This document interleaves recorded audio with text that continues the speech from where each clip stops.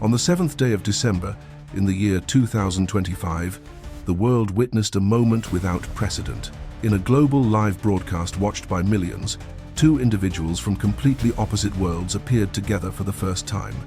Thomas Dexter Jakes, one of the most influential spiritual voices in the United States, and Ibrahim Traoré, a young, firm, and uncompromising leader of Africa. At first glance, this may have seemed like an ordinary conversation, but from the very first moments, a series of major questions was raised. What would Pastor Thomas Dexter Jakes say to defend and strengthen his religious faith? And would Ibrahim Traoré truly expose the harsh truths hidden behind the boundaries of religious power? To find the answers, please press like and continue following with us through the unexpected developments ahead.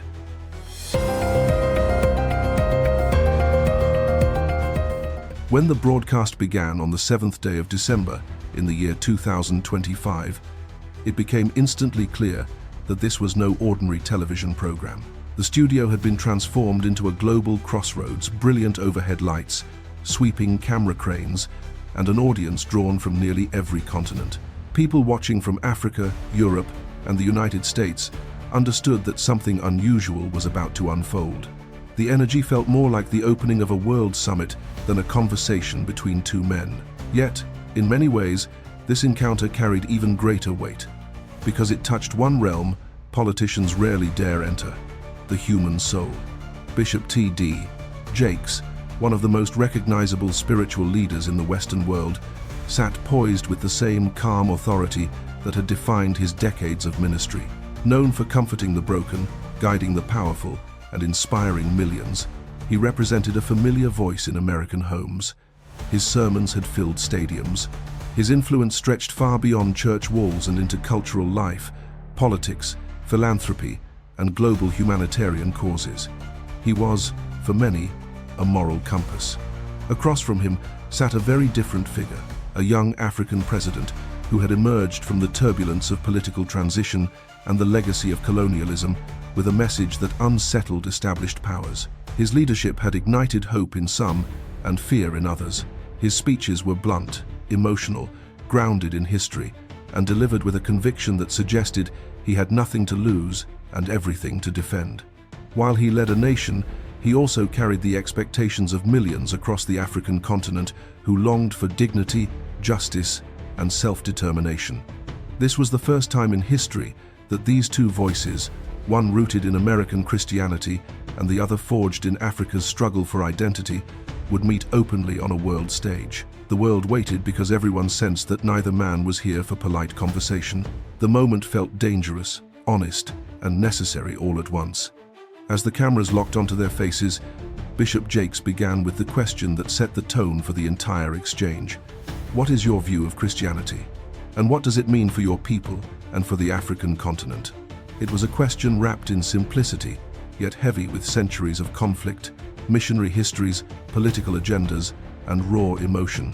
Asking a sitting African president to speak on Christianity was already bold. Asking one known for challenging Western systems made the question feel almost explosive. You could sense that Bishop Jakes understood exactly what he was inviting and that he was prepared to face the answer. For a moment, the studio fell completely silent. No murmur from the audience, no shuffling of papers. Even the hum of the cameras felt muted. The young president inhaled slowly, gathering words that would soon stretch far beyond religion. It was not just a pause, it was the silence before a storm. When he finally spoke, his voice was calm but firm, as if carrying memories older than himself.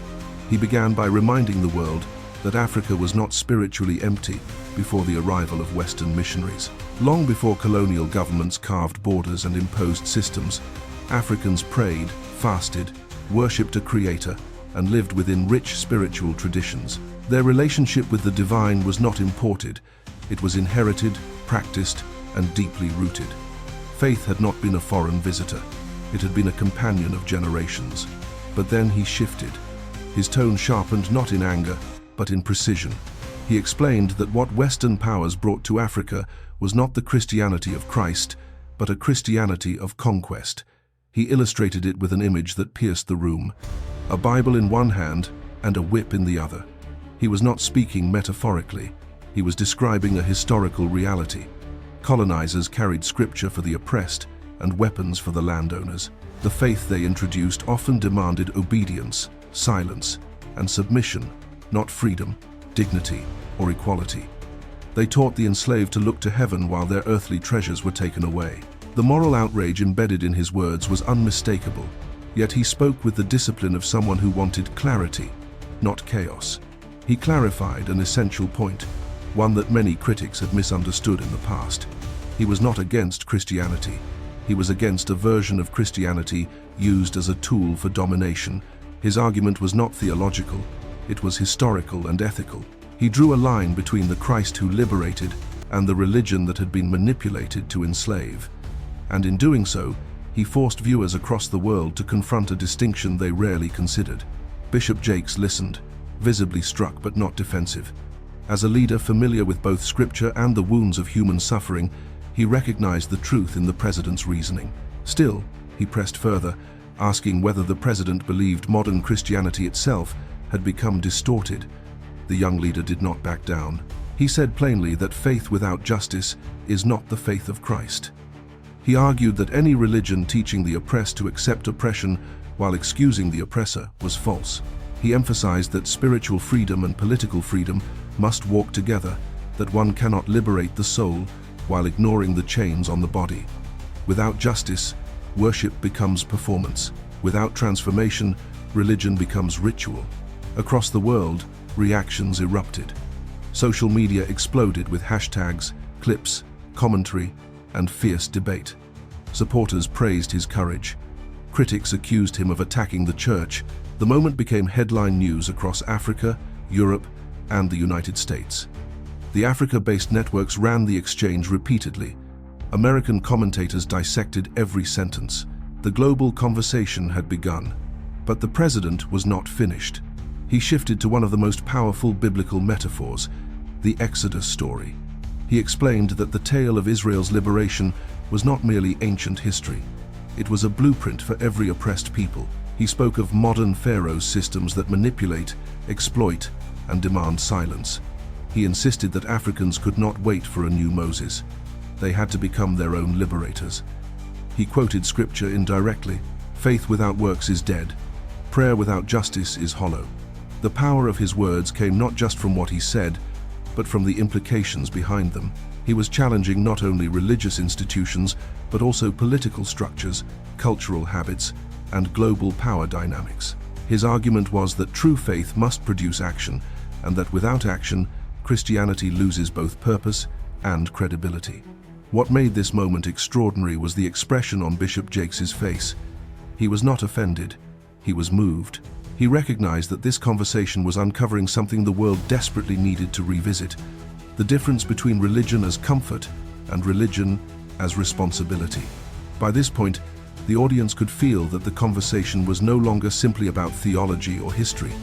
It was about liberation, personal, spiritual, and national. It was about reclaiming something pure that had been buried beneath centuries of manipulation.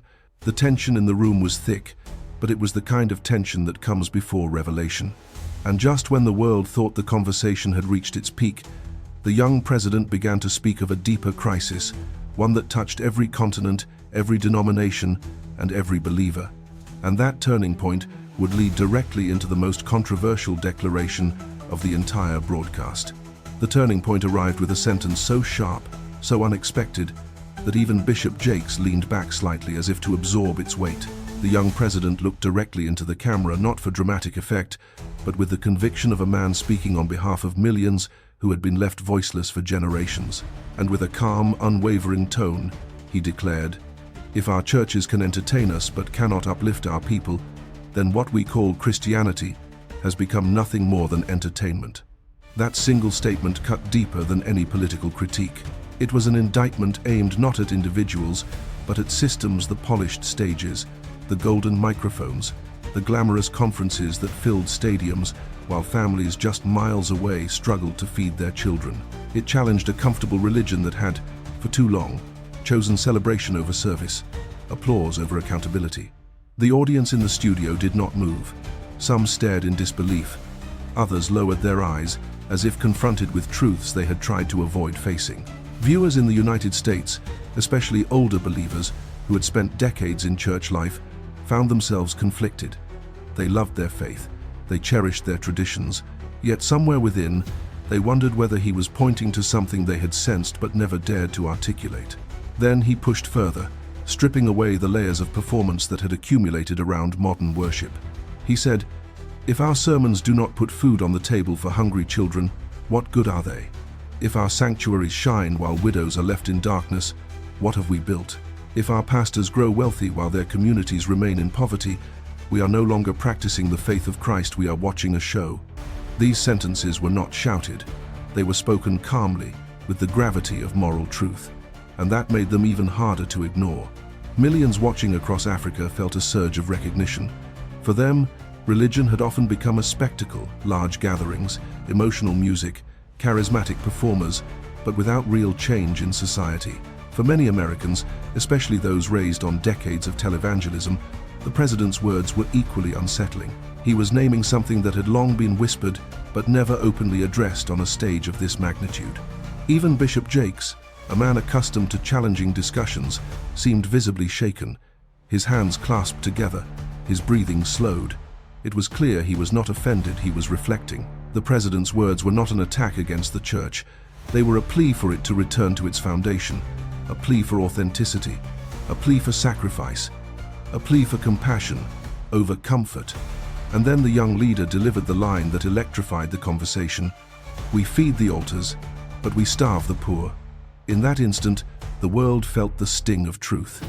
He was not accusing believers, he was accusing a culture that glorified religious buildings but neglected human beings, that invested in image but overlooked injustice. Clips of this moment spread like wildfire. Commentators debated its meaning. Some pastors condemned it, insisting the church already did enough. Others admitted that the president's words were painful precisely because they were accurate. Across Africa, the quote appeared on posters, banners, and social media boards. Across the United States, older churchgoers sat in their living rooms wrestling with the implications. What made the moment historic was not merely the criticism, it was the moral clarity behind it. The president was calling for a faith that acted, a faith that touched the sick, fed the hungry, confronted corruption, and defended the vulnerable. He was calling for faith to be real again. And as he spoke, you could feel the conversation pivot from spiritual awakening towards something even larger, something that would reshape not only churches, but entire societies. That shift would open the door to a deeper discussion, the social and political consequences of a faith that refuses to remain silent. The president's words did not simply expose the flaws of modern worship, they struck at the heart of how an entire society understands morality, responsibility, and community. And this is where the conversation moved into territory far beyond religion. For the first time that evening, he began to reveal what these ideas meant for his country, for governance, and for the daily lives of ordinary people. He explained that in his nation, faith was not a decorative tradition. It was woven into the rhythm of life, into the fields where farmers worked, into the markets where merchants traded, into the homes where families gathered after long days. And yet, he asked a question that unsettled both believers and leaders. If our faith does not change how we treat one another, then what does it change? This question was radical because it removed the conversation from the pulpit and placed it squarely into the streets, the workplaces, and the institutions of public life. He described how, in many societies, including his own Burkina Faso, people often identified as Christian or religious. But corruption still thrived, exploitation still persisted, and injustice still went unchallenged. It was here that viewers began to understand his deeper message. He was not merely calling for better churches, he was calling for better citizens. He gave examples that were painfully relatable. A shopkeeper who attends church faithfully but inflates prices for the poor. A farmer who prays loudly on Sundays but mistreats the workers who harvest his crops. A business leader who donates publicly to religious causes but quietly evades taxes that should build schools and hospitals. These were not accusations aimed at one nation, they were reflections of a universal struggle, how easily people can separate spiritual identity from moral responsibility. African news commentators later noted that this section of the interview went viral precisely because it exposed a contradiction felt in many countries.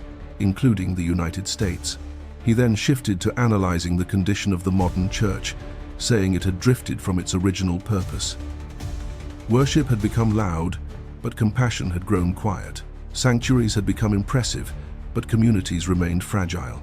He reminded the world of the teachings in the Gospel of Matthew, chapter 25, which emphasize caring for the hungry, the sick, the imprisoned, and the forgotten. These, he insisted, were the real measures of authentic Christianity.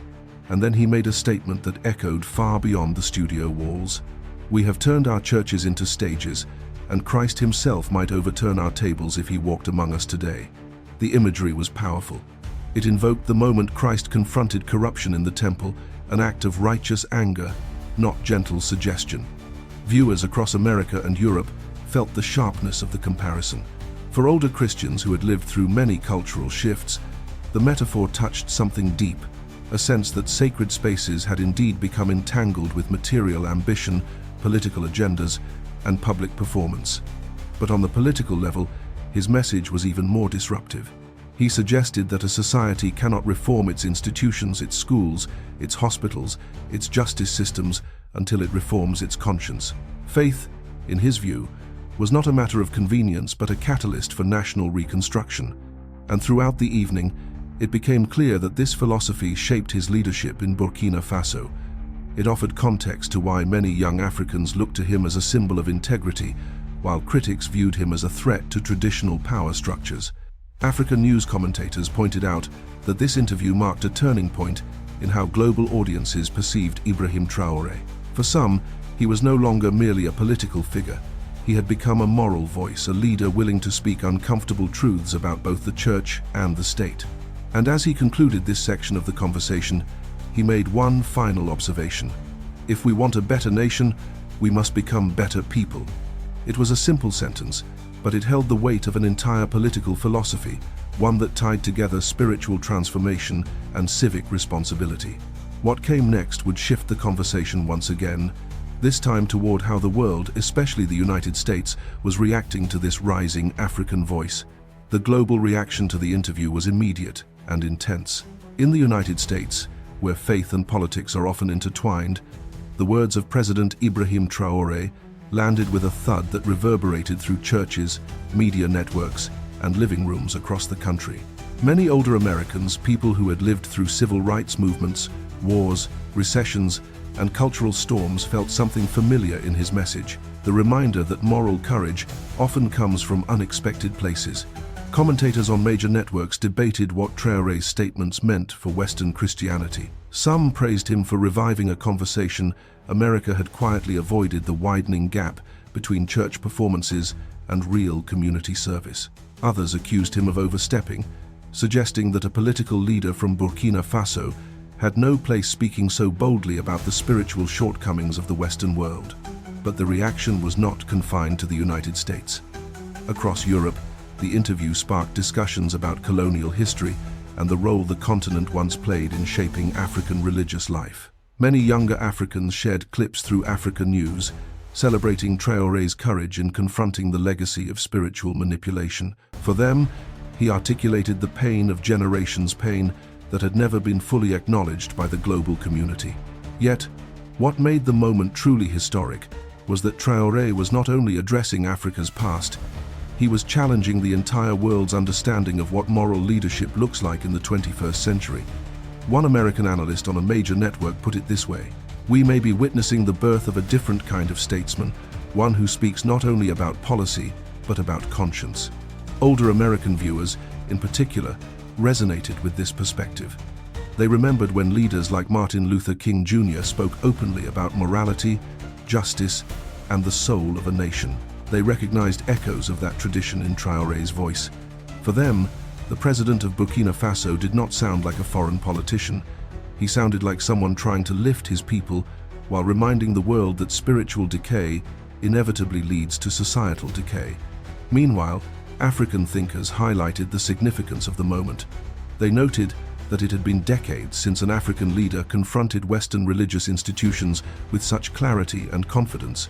Africa News devoted entire segments to analyzing why Traoré's words resonated so deeply, not only in Burkina Faso, but across the continent. Many viewers saw him as a symbol of intellectual independence, someone unafraid to speak truth on a global stage, long dominated by Western voices. In the United States, reactions among pastors and church leaders were mixed. Some saw Traoré as a threat to the established order. Others saw him as a necessary corrective, a reminder that what matters most is not the grandeur of the sanctuary, but the character of the people who gather inside it. A well-known American pastor commented, "If we refuse to listen to voices from outside our walls, we risk repeating the very mistakes we claim to oppose." But perhaps the most revealing reaction came from ordinary citizens, older believers, who had watched their communities change, who had seen churches grow in size but shrink in influence, who had felt a quiet longing for authenticity. Many of them expressed admiration for Traoré, writing publicly that his words carried a moral clarity they had not heard in years. For them, the president of Burkina Faso had become a surprising voice of conscience in a noisy world. And as global debate intensified, one realization became impossible to ignore. This was no longer just an interview. It was a signal that the balance of moral authority in the world might be shifting. And what happened next, an unexpected twist in the conversation, would make that shift even clearer. Just when the world thought it had grasped the full meaning of the conversation, something happened that no one, neither the studio audience nor viewers across the globe, expected. The interview took a turn so profound that it shifted the tone of the entire broadcast and, in many ways, altered the image of Ibrahim Traoré on the world stage. Up to this point, President Traoré had spoken boldly about faith, justice, and the moral responsibilities of nations. But now, his voice softened, not in weakness, but in depth. He leaned forward slightly, as if choosing to reveal something deeply personal, something he had carried not as a head of state, but as a human being shaped by hardship, reflection, and conviction. He looked at Bishop Jakes and said, "Power does not make a man righteous. If anything, power reveals who he truly is." The studio fell silent again. This was no longer a political statement. This was confession wrapped in truth.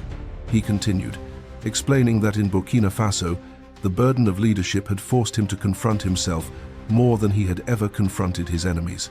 He described nights spent alone, wrestling not with generals or foreign pressures, but with his own fears, fear of failure, fear of repeating the mistakes of past leaders, fear of disappointing the people who believed in him.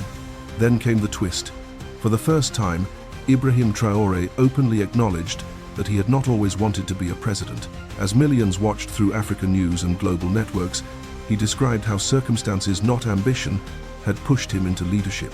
In a moment of extraordinary vulnerability, he admitted, "If I could choose freely, I would rather serve my people quietly than stand on a stage of power." But history does not always ask what we prefer. Sometimes it demands who we must become. This admission changed everything. Suddenly, the audience no longer saw a fiery revolutionary or a stern reformer. They saw a man who understood the weight of destiny, a man unwilling to use power for glory, a man who viewed leadership not as a privilege, but as a painful calling. The vulnerability in his words resonated especially deeply with older American viewers who had lived long enough to understand how responsibility often chooses a person long before he chooses it. Even Bishop Jakes, who had guided countless leaders, seemed visibly moved. He nodded slowly, as if recognizing that he was no longer speaking with a politician, but with someone stepping into the ancient role of a shepherd, one tasked not with ruling over the people, but protecting them. Then Traoré spoke the line that would echo across continents. "We must stop waiting for perfect men to lead us. Perfect men do not exist. Only those willing to sacrifice themselves for others can lead a nation." This was more than humility. It was a declaration of leadership philosophy, one that challenged political elites around the world and elevated the spiritual foundation of governance. Viewers from the United States to Africa began to sense what was happening. This was no longer an interview, it was an unveiling. Traoré was emerging not just as the president of Burkina Faso, but as a symbol of a broader awakening, a reminder that the world still longs for leaders who speak from the soul, not just from the podium. Across social media, especially through African news, tributes began pouring in. People compared this moment to the turning points of iconic moral figures, leaders who did not rise because they sought power, but because they could not ignore injustice. For many Africans, Traoré's confession became proof that he was not trying to elevate himself. He was trying to elevate his people. And then came the final twist inside. The twist, something so unexpected that Bishop Jakes momentarily closed his eyes, as though absorbing it fully. Traore said, "A man who kneels before God does not need to kneel before any empire." In that sentence, he simultaneously revealed his source of strength and rejected the fear that often governs weaker leaders. It was a message to Africa, to the world, and perhaps even to the United States. Moral independence is the foundation of national independence. This was the moment the balance of symbolic power shifted, not because Traore demanded it, but because the world recognized it. And from here, only one thing remained: to bring this extraordinary conversation to a closing message capable of inspiring generations to come. As the conversation drew to a close, the world felt as though it had witnessed the rebirth of something long-forgotten: leadership, anchored not in spectacle, but in conviction. Viewers across the globe, from the United States to Africa, understood that this was more than an interview. It was a reminder that nations rise when their people rise, and that faith is strongest when it leads us toward compassion, courage, and justice. For many watching through Africa News, the moment reshaped their understanding of President Ibrahim Traoré. No longer seen merely as the leader of Burkina Faso, he now stood as a symbol of what moral clarity can look like in turbulent times. His final message echoed far beyond the studio walls, touching hearts across continents. "We do not ask for permission to be free. We stand up and claim it." This was not only a declaration, it was an invitation for every nation, every community, and every believer to reclaim the dignity that injustice has tried to take. If the spirit of Ibrahim Traoré speaks to your soul, please share this story. Subscribe to follow a rising Africa, one no longer bowed, but standing tall. May God bless Africa. May God bless all who seek truth.